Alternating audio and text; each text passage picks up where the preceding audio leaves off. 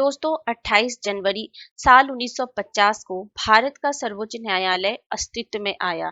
इसने federal court of India यानी भारतीय संघीय न्यायालय और judicial committee of the privy council को रिप्लेस किया, जो अब तक भारतीय न्याय प्रणाली के शिखर पर थी। सुप्रीम कोर्ट का उद्घाटन संसद भवन में चैम्बर ऑफ प्रिंसेस में हुआ, जो भारत की संसद का भाग था।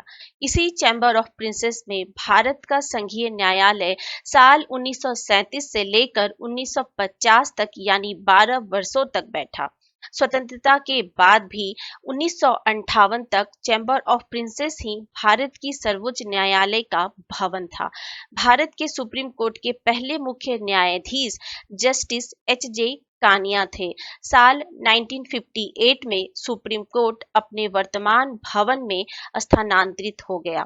संविधान के पार्ट 5 आर्टिकल 124 से लेकर 147 तक सुप्रीम कोर्ट के गठन, इंडिपेंडेंस, ज्यूरिडिक्शन, पावर और प्रोसीड्योर का वर्णन है। संविधान में मूल रूप से सर्वोच्च न्यायालय में एक मुख्य न्यायाधीश और 7 अन्य न्यायाधीश का प्रावधान था और यह देश की संसद पर निर्भर था कि वह इसकी संख्या को बढ़ाए।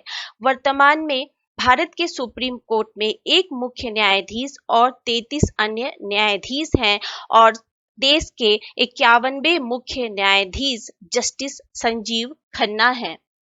और अब हम बात करते हैं भारत के सुप्रीम कोर्ट के ज्यूरिडिक्शंस और पावर के बारे में। सबसे पहला है ओरिजिनल ज्यूरिडिक्शन यानी कि मूल क्षेत्राधिकार।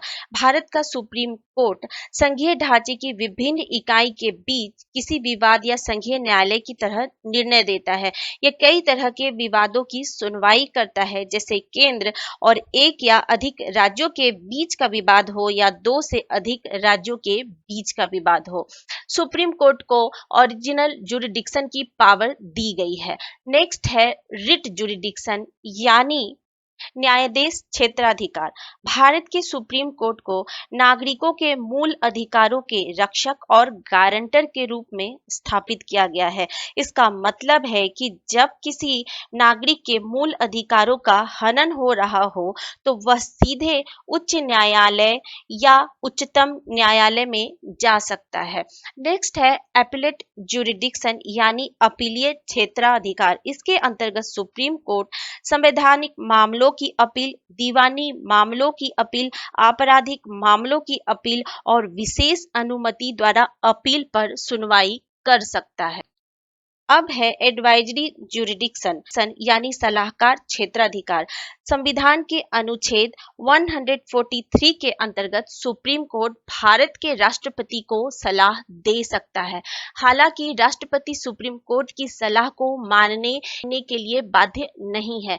यह राष्ट्रपति की इच्छा पर निर्भर करता है कि वह सुप्रीम कोर्ट के सलाह को माने या ना माने। भारत का supreme court court of record का भी कार्य करता है यानी अभिलेख न्यायालय का भी कार्य करता है। उच्चतम न्यायालय की कार्यवाही और उसके फैसले सर्वकालिक अभिलेख और साक्ष्य के रूप में रखे जाते हैं। इन अभिलेखों पर किसी अन्य अदालत में चल रहे मामलों के दौरान प्रश्न नहीं उठाया जा सकता और उन्हें विधिक संदर्भों की तरह ही स्वीकार किया जाता है। सुप्रीम कोर्ट की नेक्स्ट पावर है न्यायिक समीक्षा की शक्ति यानी पावर ऑफ जुडिशियल रिव्यू। उच्चतम न्यायालय में न्यायिक समीक्षा की शक्ति निहित है। इसके तहत वह केंद्र और राज्य दोनों स्तरों पर विधायी और कार्यकारी आदेशों की संवैधानिकता की जांच कर सकता है। सुप्रीम कोर्ट को अन्य कई शक्तियां भी दिए गए हैं, जैसे यह राष्ट्रपति और उपराष्ट्रपति के निर्वाचन के संबंध में किसी प्रकार के विवाद का निपटारा कर सकता है। यह संघ लोक सेवा आयोग के अध्यक्ष और सदस्यों के व्यवहार और आचरण की जांच कर सकता है। यह संविधान का अल्टीमेट इंटरप्रिटेटर है यानी यह संविधान का इकलौता व्याख्याता है।